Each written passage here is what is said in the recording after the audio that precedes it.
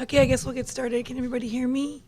I know I'm kind of scratchy. Sorry, that always happens to me at the end of the conference. So 8:30, the slot at 8:30 on Saturday. So we're going to be talking today about maintaining your professional language skills, and I'm Yves Baudot. So maintaining professional language skills obviously is important to all language professionals, and I want to talk about that a little bit. So obviously, most of us here are translators and interpreters, and also within that field of translators and interpreters, there's some subsets. So if you're a language professional living in your target country, so that would be someone like me. I translate French into English, and I am a non-native French speaker, and I still need to, I need to focus on maintaining my French, obviously. But the flip side, I think, is also true. So we have language professionals who are living in their source country. So in my example, that would be someone who translates English into French, but lives in the US, for example. So they're a native speaker, but they still need to keep up on the latest usage, cultural phenomena, and vocabulary, and keep up to date on what's going on in their language. So I think it applies to both, both directions, no matter where you're living. And so I do want to say I'm going to be referring throughout the presentation to maintaining your second language or maintaining your other language. But I know a lot of people have third, fourth, fifth languages. We're all language files here. And so in your mind, as I'm saying that, you may think to yourself, but I want to maintain my third language. So plug that in your mind as we're talking, and I realize that it may be the case. So really, why should we want to maintain our second language? So I think the first and most important reason in our industry is that we want to have truth in advertising. So what we're selling as translators and interpreters is obviously our language skills. So if you're selling it, it had better be top-notch. So I think that's the primary reason. Then also, an added benefit is that you will, of course, have increased accuracy. It'll help you in both your source and your target language. And you will, even like I said, even if you're a native speaker, keeping up on new topics, new vocabulary, new usage, new cultural developments. So it'll help you as well by having increased accuracy and a better translation or interpreting product. Also, as kind of like a practical application, it will increase your ability to communicate with clients. Just one sec here. So a lot of us are looking to expand our translation practices, and I've found that over the years, I've gotten more confident in actually marketing in French to clients in France, and we want that to look like a professional level product as well, because if we're selling our services and the email has a lot of grammar errors or whatever, then it's not a very good calling card for our services. So the more we can keep our language skills up in writing and speaking, it'll increase our ability to communicate with potential clients in various markets. And so I like to always say my little rhyme, use it or lose it. So languages, as we know, are truly living, and they take practice. So if you don't continually practice all aspects of your language, then different parts of it could atrophy and you'll be fluid and fluent. And when I'm talking about the different aspects, I'm going to define that. I've kind of broken out the study of maintaining your second language into 5 different sections, and so we'll look at those. And so I just wanted to throw that out, kind of crowdsource it. Does anybody else have any other things to add to why we should maintain our second language? I'm just interested in your guys' ideas if anybody has anything you want to throw out. Go ahead. It's helpful to maintain language interference because I'm an interpreter. I need to keep them separate and apart and then solid footing so that the equivalents, I can meet them in the middle ground without interfering or contaminating. Okay, so he was saying, I'm repeating because they're being recorded too, and so everybody can hear, is that you said it helps you to avoid language interference, where you're really solid in one language, solid in the other, so that you're not kind of doing the faux amis, like we say in French. Even if you do use both your languages all the time, even at home, it can be easy to get stuck in one context and not and lose other parts of it that you're not paying attention to. Like I speak Spanish with my kids, but a lot of Spanish now is don't touch that, we don't play with television, don't play the ball in the house, which doesn't help in my professional life. Oh, that's a good point. Yeah, that is a good point. I've actually had people, I've talked about that with people over the years too, where like you said, they'll say, well, I can't help my kid in math or whatever, or I can't translate something because my Spanish or my English or whatever is really focused on this certain subject matter. So that's a really good point. Yeah. Okay. Anybody else? Good, thanks. So before we get started kind of into the meat of it, I had a couple thoughts I wanted to share too, that kind of just as we get going.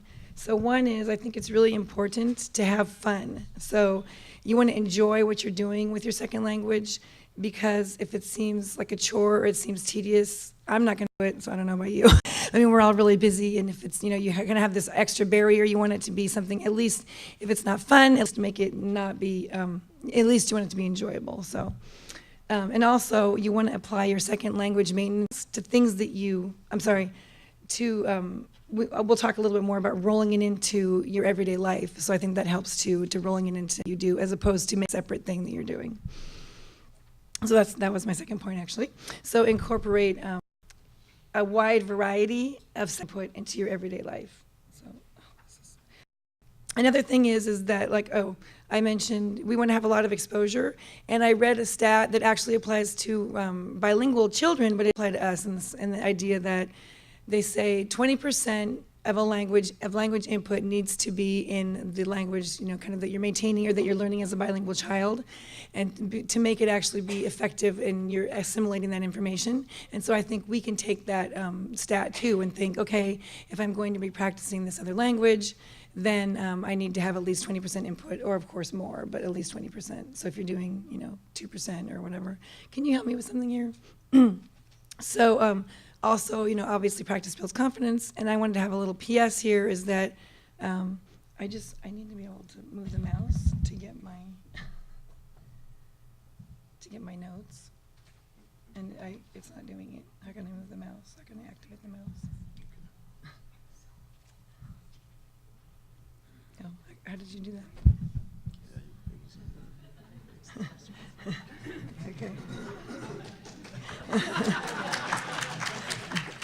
And I think I'm techie, so yeah. Yeah. I know, I've thought I should use my own computer, but then it seemed easy to stick in the USB, so whatever. So yeah, I just have I'm looking here and making sure I say what I wanted to say. So I do think the more confidence you have, the more natural you'll be, and I think that's important that's what your goal is to have this natural communication. So the more you practice, the more natural you'll be.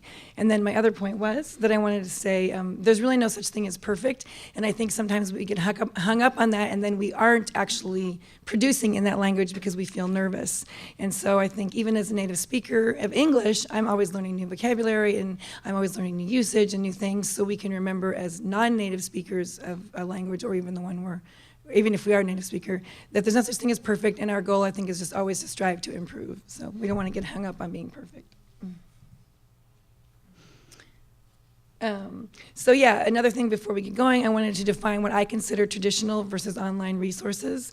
And I think that obviously the internet and online access has made it much easier to access languages in many different languages from many different places. So I think about, when I was in college, I won't tell you how many years ago, but there used to be this really cool store in New York City that has since closed, probably due to the internet, that had all things French. So they had French games and French books, and back then it was a really big deal because it was hard to find that, but then you had to be in New York City to do it, right? And so I still have a Monopoly game, actually, that's all in French that my children play to this day, and I think, you don't know how old that is. But yeah, but the idea that that's changed a lot, and so a lot of things, so we can have quick access, that's one thing that's good about online.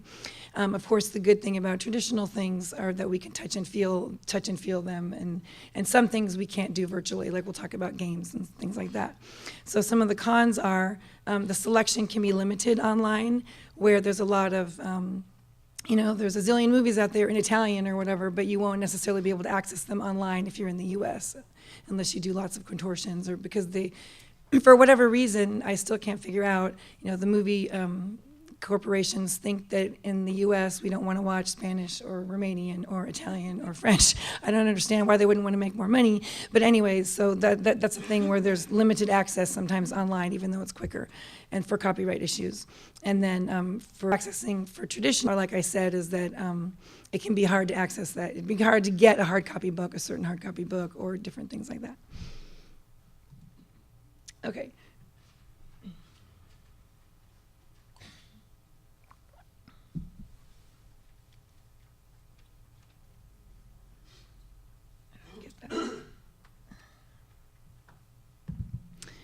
So what I wanted to do too is, in the pursuit of maintaining and improving our second language, it's really helpful, I think, to define a framework that'll help us in that goal. And so that we kind of set up, like, what is our mission, what are we going to do exactly, so that when we actually get to applying it, we can have this framework that helps us to reach our goal. So I have a series of 8 questions, though you don't have to answer them all right now, but kind of think about them, and I think it really does help to make you more successful in the long term. So which languages do you want to maintain or improve? Sounds pretty obvious, but just like I mentioned earlier, some people have more than one, and I think rather than trying to do all at once, it's really good to focus on one particular thing. So you may decide, for this 6-month period, I'm really going to focus on my Russian, and for the next half of next year, I'm focusing on my Italian or whatever, so that you're not too disparate. And you're actually focusing on what you want to get done. So I really don't. I know, I feel stupid because he did it so easily and I can't find the, I don't know. Lucy, could you come up and help me? I don't know, maybe someone else. Oh, there, okay, I see it. All right, I see it here. Very strange, it goes off to the side. Let's see, okay. So, another thing is that you want to focus on what exactly do you want to maintain or improve, because having some why exactly you want to do it. So do you think that you can improve your client base by improving written communication skills, or are you hoping to increase your verbal fluidity to make communication with your colleagues and clients easier? Or, like we mentioned earlier, do you want to increase your knowledge of terminology in a specific area of expertise? Like, what is your particular motivation? So number 3, what specific goals do you want to achieve? Now you know why, but what specific goals do you want to achieve? Is it something really kind of concrete, like I want to increase my vocabulary by a certain number of words per week, I want to enhance my pronunciation, or something like, okay, my goal is I want to read 2 books a month in Italian or whatever. So or one thing that I think is actually really relevant here is, for example, maybe you're going to a networking function in 6 months in your target country, and so you want to make sure that you're ready and feel comfortable speaking. Or you're being asked to give a presentation in that language, so you want to be ready for that or whatever. You have some specific goal, so what is your goal? And then with that, what specific steps are you going to take to reach these goals? So are you going to spend 15 minutes a day reading those books? Are you going to read out loud every evening? Are you going to purchase and read a magazine or a blog every morning before you start working or whatever? What specific steps are you going to take?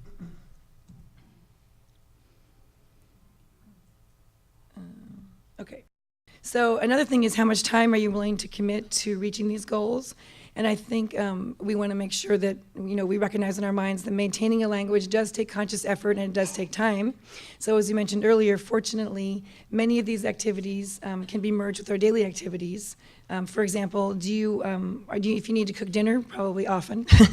So you can use a recipe in your second language. You can fold it into what you're doing. But you can think of ways to combine how you're getting that practice and incorporating these activities into daily activities you have to do anyway, like reading, shopping, cooking, watching or listening to the news. So another thing to consider is, how much money are you willing to spend? So lots of things are free, and you may say, I'm just going to do it the free way, which there's still lots of resources. But you may be willing to spend some or lots of money on travel, on books, on films, on magazine subscriptions, on classes, on seminars, whatever. So there you want to think to yourself, okay, what's going to be available to me because I have X to spend. And then you also want to define for yourself, what does success look like? So how will you know when your goal has been reached? So define that success for yourself so that you can congratulate yourself, and then you can set a new goal and keep moving forward. So the last one is, what reward will you offer yourself after reaching a certain milestone? And since it's related, you can have this super big reward or a super small reward. So my examples are, I'm going to go to Paris and apply what I've been practicing, or I'm just going to be at home and go to the local bakery and eat a chocolate croissant. So. And I do think it's important, as I said, to, especially in this, we want to always keep moving forward, reassess, be grateful for what you've accomplished, and then set new goals and keep going towards that. Okay.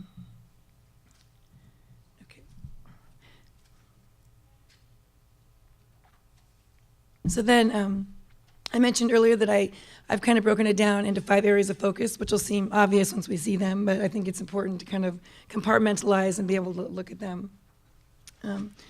So the first one is speaking. So obviously that's where we're creating this output that we're putting out, but we want people to be able to understand us, and it seems coherent to what we're producing, right? That's one thing. The flip side of that is listening comprehension. When people are speaking to us, we're hearing, audio. Maybe it's not someone speaking to us, but we're listening to something, a podcast or a show or whatever. We want to be able to take that input in correctly. Then we have also output that we're creating. We want to have coherent output in written expression. And we want to have also, which a lot of us as translators in any case, and interpreters too, but we're reading a lot. So I know for a lot of us that's really strong. And so I do think it's important to note that we could be strong in one or more of these, but weak in the others. And I think a lot of times for translators anyway, we're reading a lot, so we have we have a really great vocabulary, but then maybe ask us to say some of those words out to some of our clients, and we're like, blah, blah, blah. So, and so we need to assess for ourselves. That helps you to focus on, where are my weak points and where are my strong points. So, oh, and the last one is really important. It's kind of like I put it as the 5th one. It doesn't, obviously, which of these is not like the others, but it's a very important piece too, in the cultural knowledge. And so obviously the more that you immerse yourself in all these other areas, the more cultural input you're going to get. But we want to also be very culturally aware of the context that surrounds our second language. And it's kind of a package that all comes together and makes us, fluent altogether.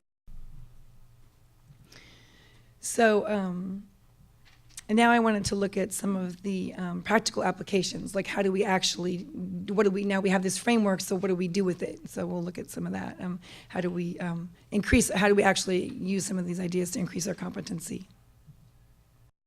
So first we're going to look at the spoken expression, like we mentioned before, is the output that we are creating that we want to look coherent and sophisticated doing. So I think some of the first ones I'm going to show you, you'll be like, yeah, everybody knows that or whatever. So we want to get past some of the obvious ones, and then I kind of had some, brainstorming ideas of other things that we can do. But so as I mentioned before, facility in understanding or reading, for example, does not necessarily equal fluent speaking skills, right? So we need to, if you decide you need to focus on that, it's a separate skill from comprehension and input that's coming into you. And another thing, again, is you want to practice, because it makes you feel more comfortable. It just makes you, at a higher level practice. Doesn't necessarily make perfect, like we said, but it's going to, obviously, the more you do it. If you don't speak for a year, even in your own, as you can tell from me, if I don't speak, then I'm all scratchy, right? So the more you do it, the better you're going to be. So one thing that, like I said, is kind of obvious, but I think it's worth mentioning, is we want to maintain relationships with other people who speak our language. So that could be in person, it could be in Skype, and talking to different contacts. But another thing with online resources is that even if you personally don't have different contacts who, you feel like you don't have a big network personally, there are different things online where you can sign up to speak with other people, speak with native speakers and practice. So there are things that you can do with your own network, and you can also use online resources to get access to people who will speak with you to practice. And of course, this is a really obvious one too, visit your target country or countries and get as immersed when you can. And so, but why we're having this presentation, I think, is because for financial or schedule reasons, everybody can't always do that. And so we want to have some alternatives when travel is not an option. So now kind of just, brainstorming on different ideas that we can do. I had this for me was something that I feel now after 30 years of studying French. Sometimes I still pass the phone to my husband. You do it, because he's a native French speaker. But I basically do feel comfortable speaking on the phone, and so I think that that is a marker of feeling comfortable in the language. And I think speaking on the phone. And I had someone tell me just the other day, I really don't like speaking on the phone in my second language because it's very uncomfortable. And I think, why is it uncomfortable? Because we don't have the visual cues and all that kind of thing. But so. I think it is really important to be able to do that, and especially in our business, different times you're emailing with clients, but sometimes you may literally need to call people. And I think a lot of times, I've done that, where I call Europe, and sometimes it just cuts through, like we know with even in our native language, it cuts through, sometimes it's just better to make a phone call than to email, and you don't want to feel like you can't do that when you need to. So I think you can do role playing if you need to, or just start calling people and get through that. But I think being able to speak on the phone is a big step in maintaining your second language, where if you can do that, then you're on the right track. So another thing is to read aloud. So reading aloud helps you practice basically forming sounds that are specific to the language in your mouth. It's forcing you to do it. And so that's another thing. If you don't have people to talk to, or you feel at that time you don't have people to talk to, reading aloud can really help you. It also helps you with the cadence of the language. It teaches you new vocabulary. So really we're practicing speaking, but you're getting all this other input at the same time. And it gives you the exposure time you're looking for, and it can help you with pronunciation. So, okay. So another thing you can do without having to necessarily be dependent on other people is when you're doing all these different activities, you can audio or videotape yourself and play it back. And I think then use the self-critique technique. So when we are actually producing and speaking, we don't necessarily hear ourselves as we do if we hear ourselves on tape, because then it's almost like we're a third party listening to that tape. So it's easier for us to think about, oh, I hear myself kind of as a third party now. I can hear that my cadence was off, because we're used to maybe hearing other people speaking, but then we're kind of hearing ourselves as a third person. So we can also look at the cadence, we can look at the pronunciation, and also another technique is if you have access to native speakers, ask them to critique you. Not all the time, because I've had to where people are correcting you constantly, right? You want to be able to speak fluidly and not kind of be nervous, so what are they going to say? But you may say, oh, I have a really hard time pronouncing this certain phrase. If you hear me doing it wrong, could you please correct me? Not necessarily telling Dolores, if I'm trying to learn Spanish, correct everything I do wrong. My Spanish isn't very good. She'd be doing that. But you may ask someone for help, on a specific thing that you're trying to work on. So, see here. So then another idea is, I think we do have different interpreters in the room, where you guys know a lot more about this technique than I do, but I'm kind of using it in a really specific context, is that we would shadow media. So you pick out someone who's speaking in the language that you are trying to improve, and instead of translating, instead of interpreting it into your other language, you're not doing that. So for example, if I was trying to improve my English, I would get media from various places on the internet or wherever, or CDs or whatever you have, and I would play them, and I am trying to do, consecutive and simultaneous interpreting, but I'm doing it in that same language.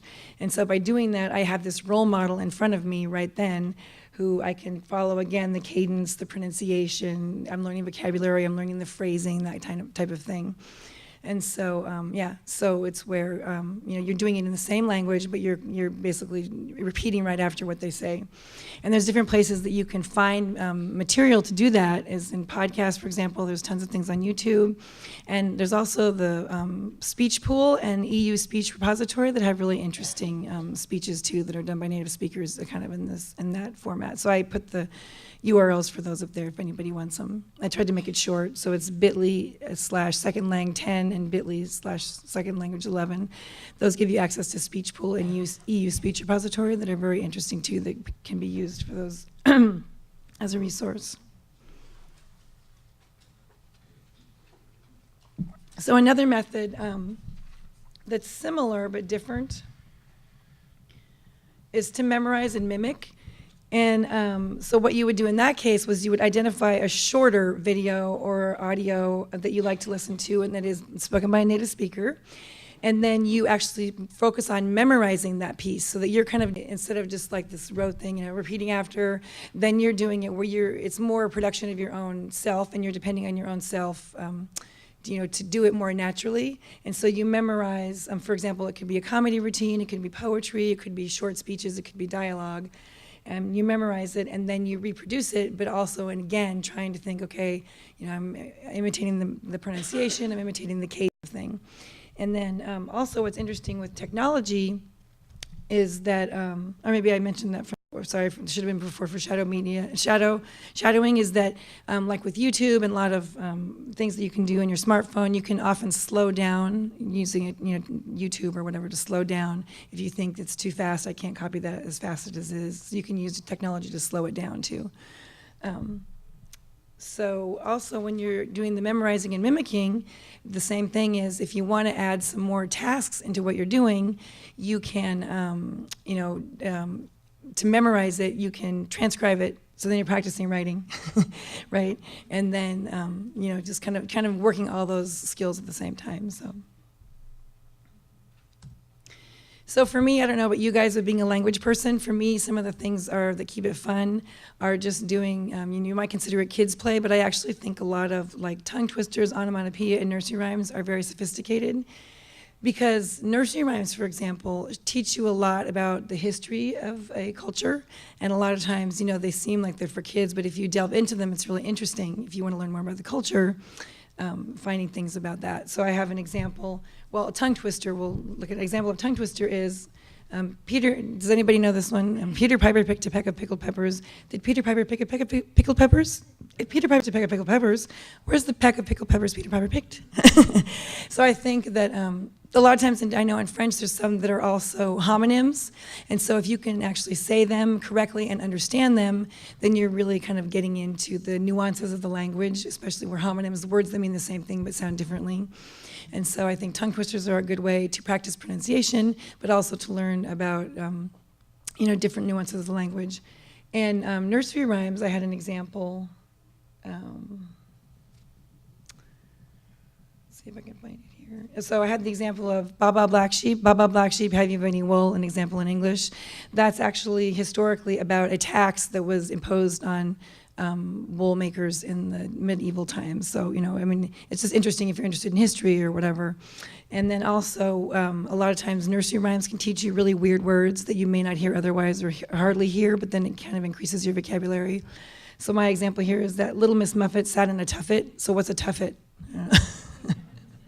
A tuffet is a stool, and that's maybe not the greatest example because I don't know if we use tuffet normally, but there are different words that you would hear in nursery rhymes that you can think, okay, I do hear that otherwise, what does it mean? And it helps you with your vocabulary and kind of odd things. And I think it's important, those two really help you with cultural references because a lot of times, I don't know, in France I hear often references to, nursery rhyme things or kind of jokes, like, inside jokes for the French society, which I wouldn't get if I weren't familiar with those types of things. So.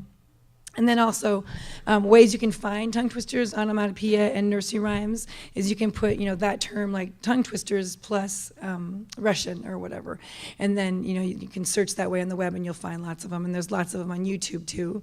And also there's the site Omniglot and Twister that you can go to, and they have a lot of links and a lot of information about these types of, poetry or whatever in different languages.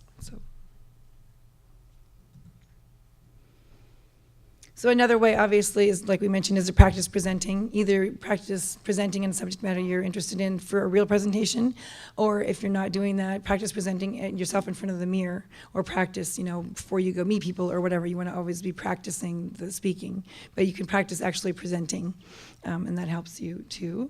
And then attend different events, bilingual or monolingual events, where you're actually having to interact with people. And then for this one, I wanted to also crowdsource again and see what other ideas you have out there for practicing your spoken expression in your second language. Mm-hmm. If you like singing, it really helps to learn the lyrics and sing along because it also helps you learn the language and also the pronunciation. Right, very good, yeah.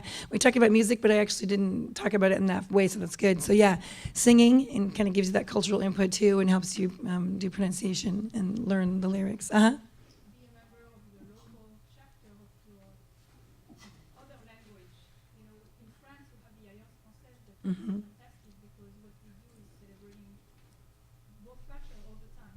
And there is a big group of French and American people who like French culture and be involved with that. And this way you will be like all the time in a situation of having to prepare things for both culture and interact in both languages. So her answer was if you have a local cultural group or language group like the Alliance Française or other groups around, then join that because then you'll be meeting other people who speak that language and who are also interested in that. Plus there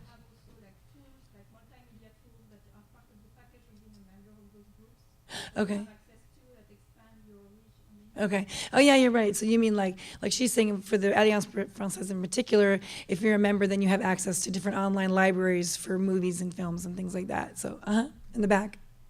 I stepped out for a minute, so I hope you didn't already say this, but I work in refugee resettlement, and if people have a little time to volunteer, there are, for example, a lot of folks from African countries can speak at least a little bit of French. Sometimes they speak French well, and then there are a number of other languages also that are needed, and it could be a short-term thing, like just meeting them at the airport when they first arrive, or it could be an ongoing relationship. Okay, so I'm going to repeat it for people who didn't hear and for the recording, is that sometimes volunteer opportunities with the international community will also offer you the opportunity to use that language. Thank you. Meetup is also a good way to find groups of communities of speakers to Oh, yeah. Meetup is a really, I do that locally too, is to find meetup groups who are people who are interested in cultural or language issues that you're also interested in your groups. Okay. Anybody else? Yes, in the back. I didn't hear, I'm sorry. non-dating site. Legit French speakers online and speak to them. What site was that? What do you do? Oh, she's mentioning Live Mocha, maybe Live Mocha? Or,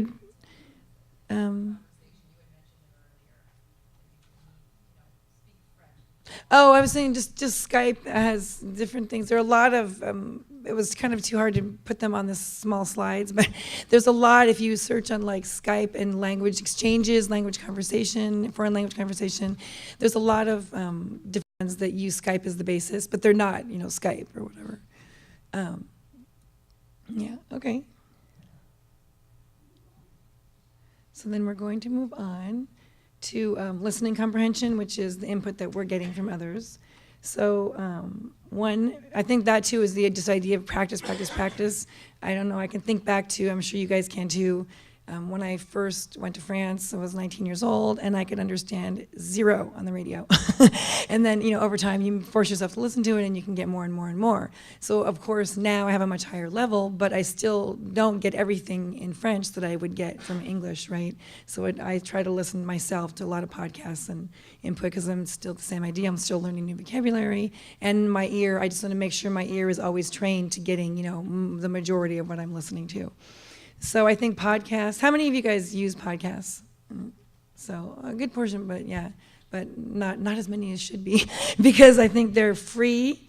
There's many of them in all different languages, and like the weirdest topics you ever thought of. If you think, I like bungee jumping and I speak Romanian, look, and you might be able to find something. So there's many topics covered.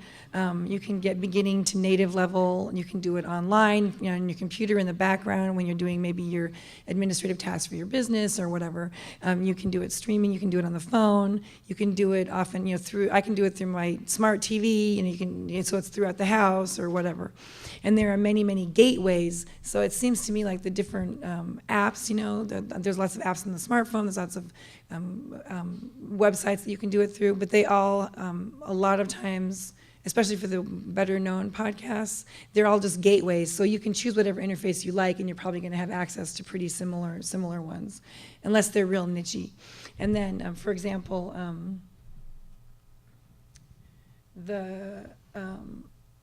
like a lot of the international news organizations have tons of podcasts. So they will have not just news, but they will have culture casts, or interviews or whatever. So that's a good source too, is like public radio in different countries have lots of things. And then also some of the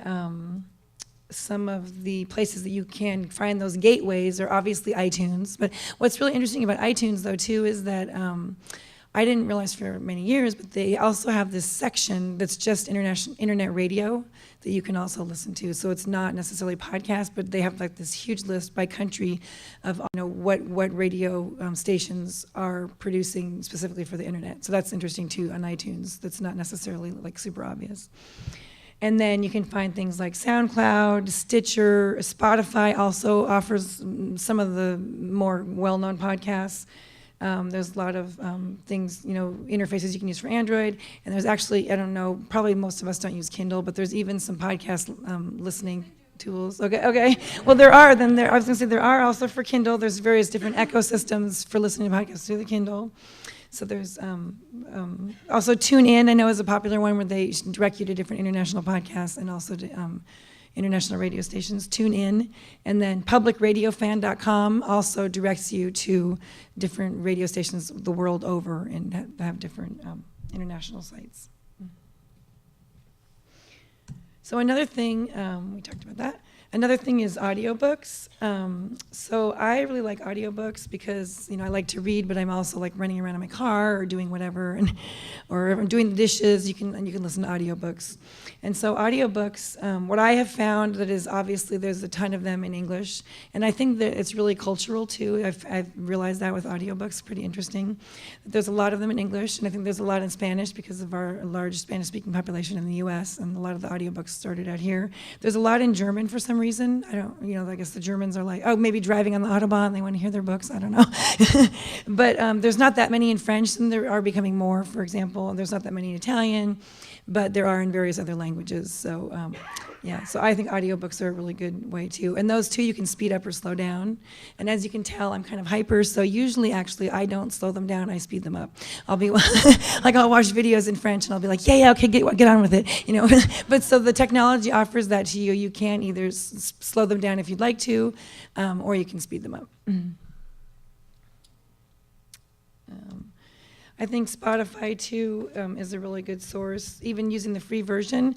And like I said, in addition to music, they do have certain types of audiobooks, and then those are free. And Spotify is actually a European company. It was originally founded in Sweden.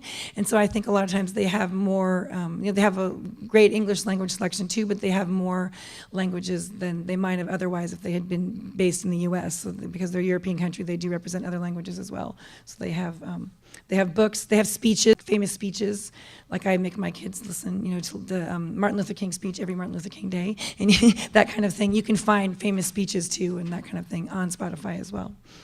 So, and then obviously TED Talks, they offer TED Talks in many, many different languages.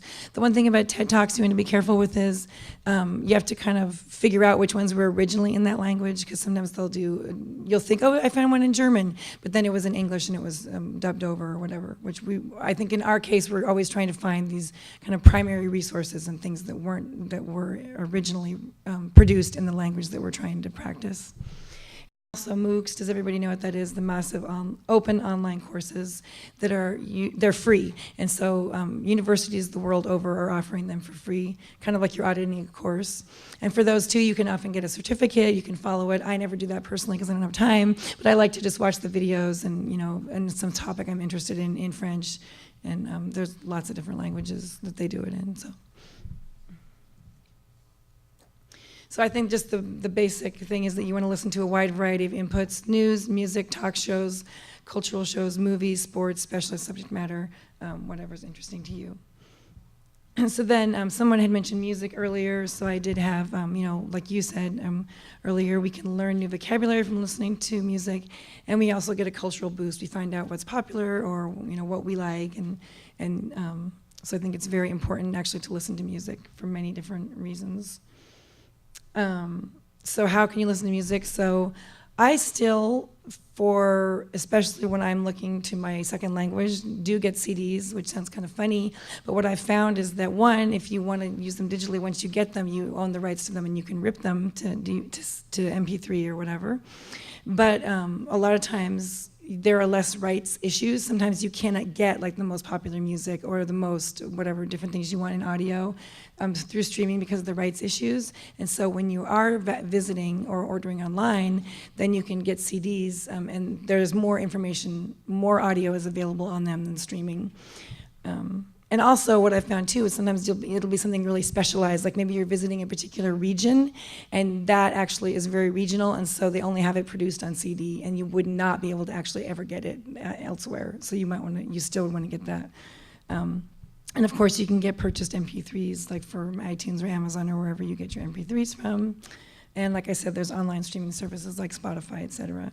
And then also YouTube, my kids taught me that because I think of YouTube as video, but as you probably know, there's a lot of music on YouTube as well. So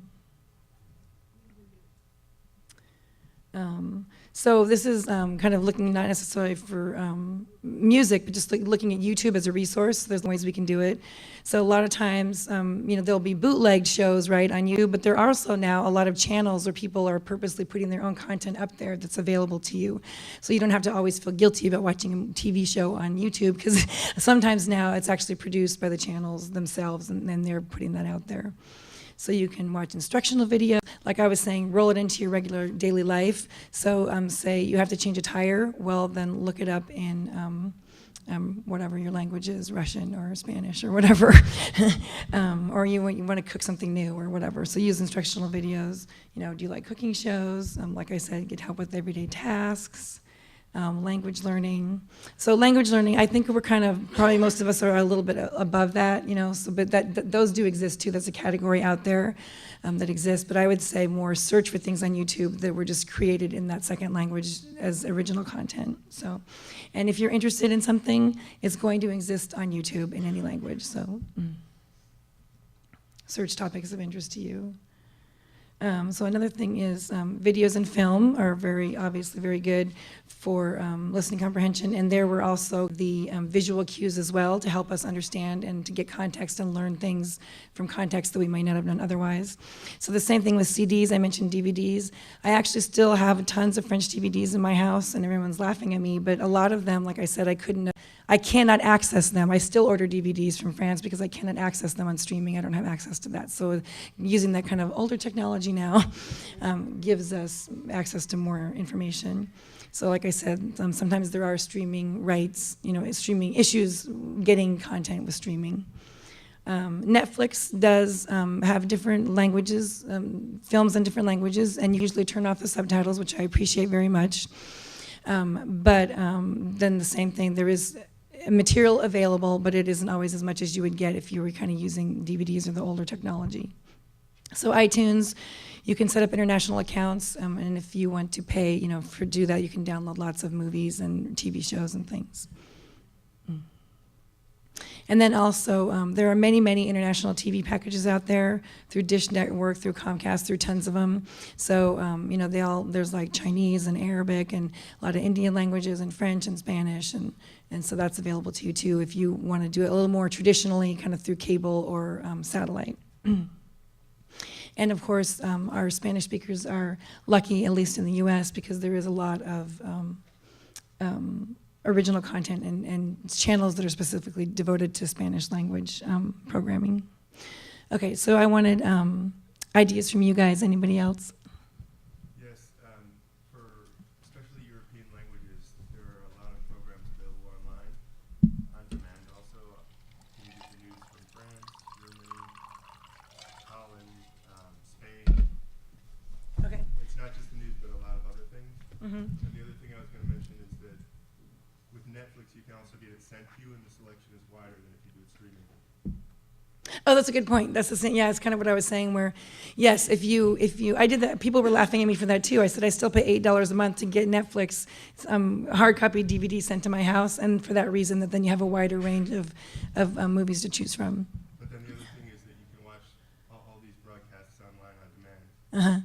Where do you watch them though? Because a lot of times, like for me, when I try to watch French things online, it'll say this is not available in your region. So where do you tell us specifically where you go? Well, for France,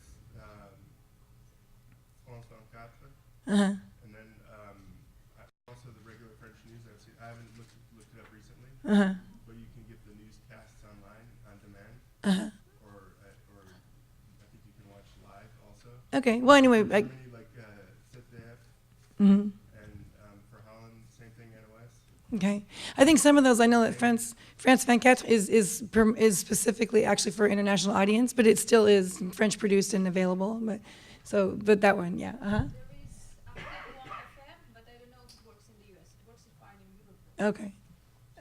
Uh-huh. You mentioned international TV. Specifically, TV5 is a really rich source, and you can actually subscribe if you have a Comcast, for example, subscription. You can add TV5 to your lineup for a few extra dollars a month, or maybe Right. Well, I guess that's what I was saying with international TV. And even though my background's French, I know everyone else's isn't, so I don't want to totally focus on that. But maybe someone else can tell us. I know that there are packages in lots of other different languages too. Like I subscribe to TV5, but other people, like there's Arabic and Chinese and Italian and other international packages. The cable and satellite providers really do offer a lot of international packages. Go ahead. You mentioned about YouTube, that you could put things on YouTube, and a colleague once gave me a tip that if you want to improve your knowledge of a certain topic, you can play it on YouTube on repeat. So then you put it there in the background, and there is a word that you can add in the URL, and then it just keeps repeating that same one until you have known it inside out. Okay, that's great. Yeah, and I think you can actually. I think when you're looking at YouTube in the right-hand corner, there's the settings, and I think there you can also. That's where you can speed it up or slow it down. And then I also think it has the little repeat thing. So that's So it's like in your brain. Yeah. So is somebody else? NPR is always running the ad. I haven't used it yet, but it's linguistic 360, and it talks about news in slow Spanish. I think it's news in slow French. Oh yeah, thank you. I had that in my notes and I forgot to mention it. I think the slow Spanish and slow French. What I have noticed about those is that they aren't necessarily slow. It's that they give you some of the cultural context. Is what I've noticed. Like for example, they might mention a political party, and there'll be a newscast, and they'll play it from Spain, and then they'll explain in that language. Still, they'll say for you extra. They'll say, "Oh, the political party is left wing, and they have been around since 1965," or whatever. So that's what I think. So it's not super slow because I can listen to it without going crazy. But I feel like, they give you extra cultural context, which is super helpful. That's like news. It's like slow French, slow Italian, slow German. Yeah. News in slow. Okay. Yeah. But yeah, it's not. I think when you say slow, it makes it sound like it's dumbed down, but it's not really. It seems to me that it just adds cultural context. So, okay.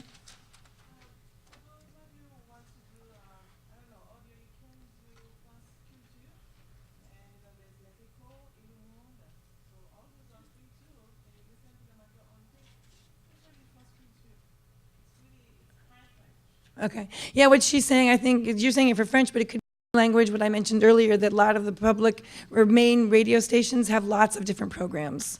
Yeah, and not just news programs. So, okay, well, we'll move on to reading comprehension. So, one is, I think that I often ignore this, but often local libraries do have some books, or your local bookstore will be surprising to you. They can have used or new books, because we obviously want to be reading new material and reading material that's interesting to us. You can order hard copy books online. You can order them used or new. There are places that will deliver them to you. I often I just use Amazon France, and there's all different, because I'm in the Amazon ecosystem. But they will ship to the U.S., and so you could use, not just, like I said, not just Amazon France, but whatever your language is, ordering from another country, and they usually will ship these hard copy to the U.S. And it's not that expensive. What I have found over the years is, because you're ordering from abroad, you don't have to pay the VAT or the local tax, but you do have to pay shipping. And so in the end, it actually almost evens out, and you have a much wider choice of resources. You can also, like I said, purchase books abroad. You can do that online or in person. I used to always, buy a zillion books and lug them back, and then have to pay extra for. Now what I do is I make notes, and then I order them online when I get home. But so you want to, but looking at them abroad and ordering from resources abroad gives you that wider selection. So also the Kindle and iPad have many international titles available, and they are either free or paid. So those are two. That's the thing where we may have, there may not be as many books in electronic version, but there are many, many of them in any case, and you can get them instantaneously.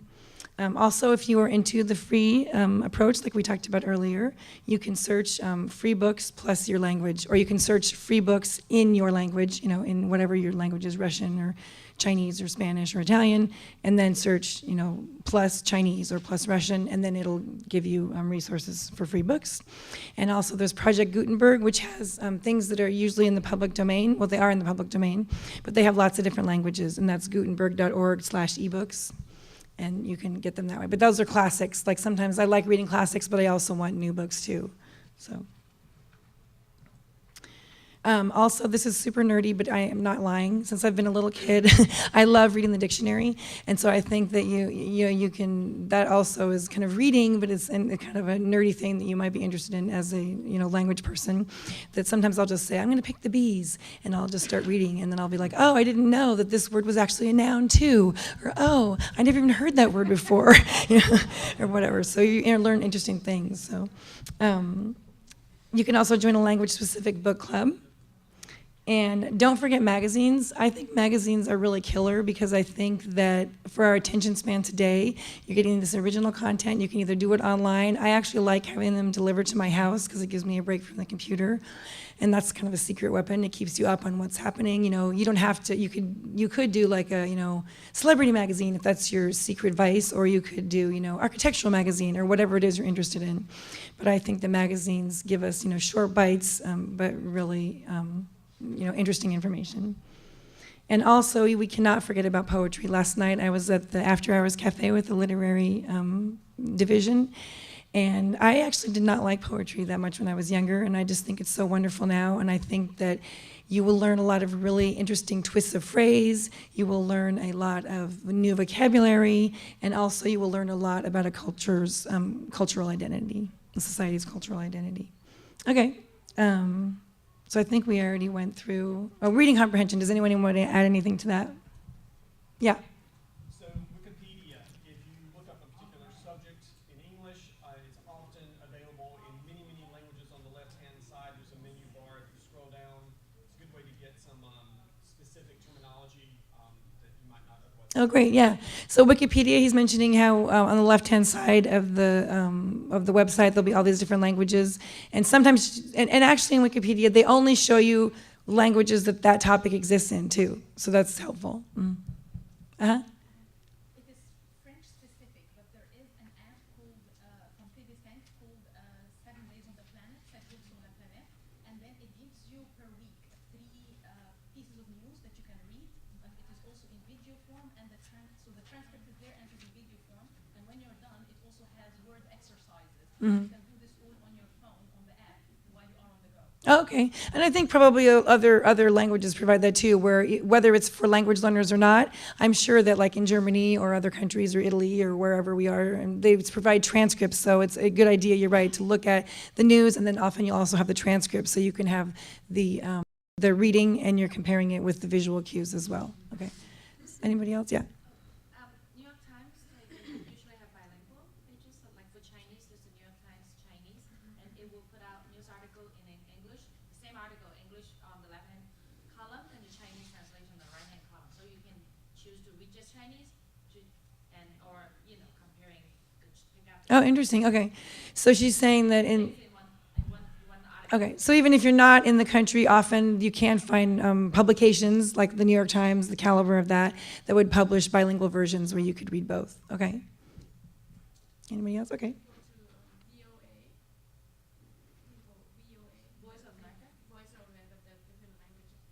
Okay, Voice of America also has different languages. Okay. All right. So then written expression, one thing I had was, this is a little bit tougher one, we left it for last, is I had keeping a diary that you just are, just basically the idea is to write something. So even if it's simple things, you're just forcing yourself to write, because I think that we can, that's kind of like we're reading, it's right in front of us, we're speaking, we're listening. Writing seems to be often the weaker point for many people, not everyone, but for many people, if it's not your native language. And so you need to force yourself to write, basically. So one way to do that is to keep a diary. So you could think every day, I don't know, you could write about anything, but you could, you could do something where you are brainstorming to write, a paragraph about some, I don't know, you write poetry every morning, or you write about what you're going to do every day, or somehow you come up into your mind. You don't have to necessarily, I don't mean by keeping a diary like, today I did this, and then I did this. You just think to yourself, every day I want to take notes about the weather. I want to take notes about how I feel about X, Y, Z. You decide for yourself, but then you decide, I'm going to write a paragraph every day. So in some fashion, make yourself write in a scheduled manner.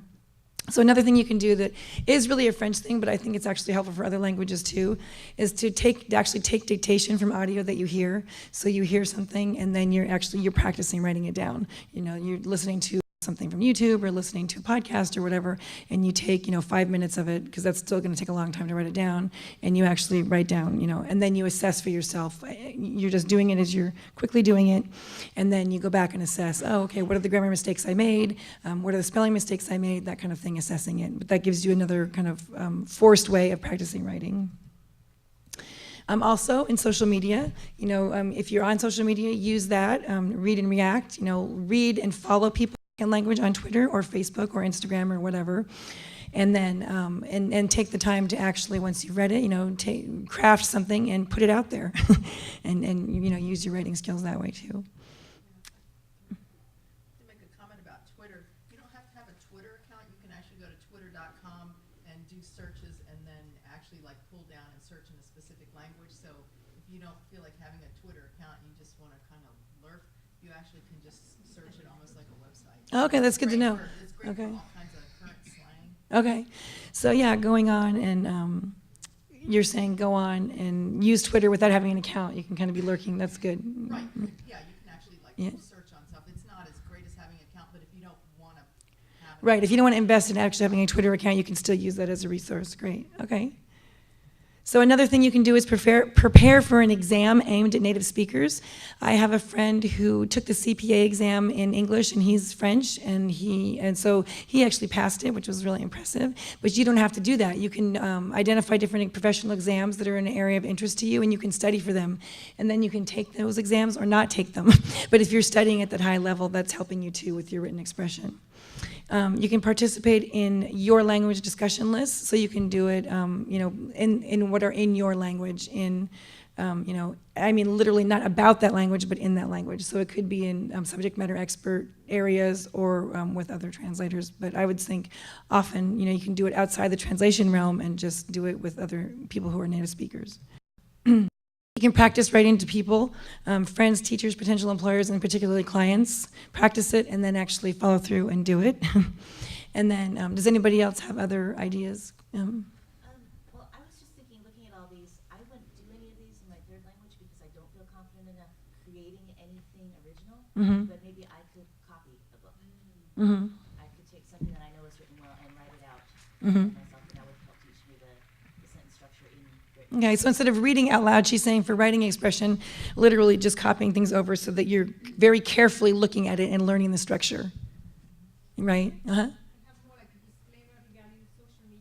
It's great to participate in social media, but the rules of spelling and stuff like that are kind of not always, and most of the time, not exactly what you would like to keep up as a professional translator. But I actually think, And structurally it's good, but for a written, to keep up with written skills, it's not the best. so she's saying that social media has different rules, but I see what you're saying, but I think we all know there's different registers in language, and I still think that's a very valid place and rules of that particular context. So, but you wouldn't write to your client like you're going to write in social media. That's true. Well, that would be fun. Sometimes participating in online translators forum Yes. that could be useful and the tendency to write more accurately. Okay. So he's saying, as I mentioned, participating in online translation forums or other forums. Go ahead. Another practice can be summarizing, and that can cross over into reading as well. Like you read a newspaper article and then write a one-paragraph summary of what you read, or you can do the same thing with a book, read a paragraph and then summarize it in your That's really great, actually. Yeah, because then you're having to actually synthesize, maybe use some of your own structures and use some of your own vocabulary where you're summarizing. So her tip was to read through something, but then summarize it and write it out. Yes. Did you have something over here? I saw in a dumb comedy movie where these people were trying to learn English and they were just calling hotels and emailing restaurants. Just randomly emailing people in tourism industry.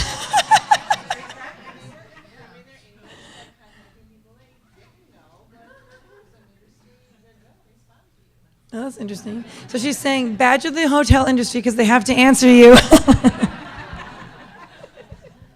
Don't give them your credit card, though. Yeah.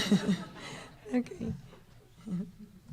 So we have no time left, but just for the cultural side, so we kind of finished all those 4 areas, and then I'll just put all these up here at the same time. So I think it's really, a thing that I like to do is I like to play games. We have social games that we play with other people, but there are also individual games you can play, like a lot of word games. I do hangman often in French, and it's hard, even for easy words, it's hard because I have to like rework my mind to that. But you can play, board games that you can buy or that you can make up in your other language. You can, like we said, think about creative expression in your other language, so you can listen to music. You can sing, as you mentioned. You can play an instrument. If you learn an instrument, it's very interesting to learn how a different culture calls notes, thinks about music or whatever. So that shows you another cultural aspect. Think about comedy and humor, observing comedy and humor, because if you understand it, you're getting there. If you can understand the different puns they're making, that kind of thing. And actually practice it on yourself. Practice telling jokes or feeling comfortable, having some kind, you don't have to be a stand-up comedian, but practice expressing yourself in a comedic fashion. And also, like you kind of mentioned, I think it is really important to understand colorful language, and I consider that like slang, idioms, and curse words. I do think it's important to understand curse words, even if you don't want to do it yourself. If someone is aggressing you, maybe they're saying something in a sweet way, I had that happen when I was younger, and you're like, what is that guy saying to me? Yeah, so I think that's an important thing, that you don't have to speak that way yourself. And I understand, I can tell you like every curse word there is, for 30 years going to France, but I don't say that in French, but I think it's important to understand that input that's coming to you. And of course, all the things that we've already discussed will help us with our cultural savvy as well. So there you have it at 9:32. Thank you very much.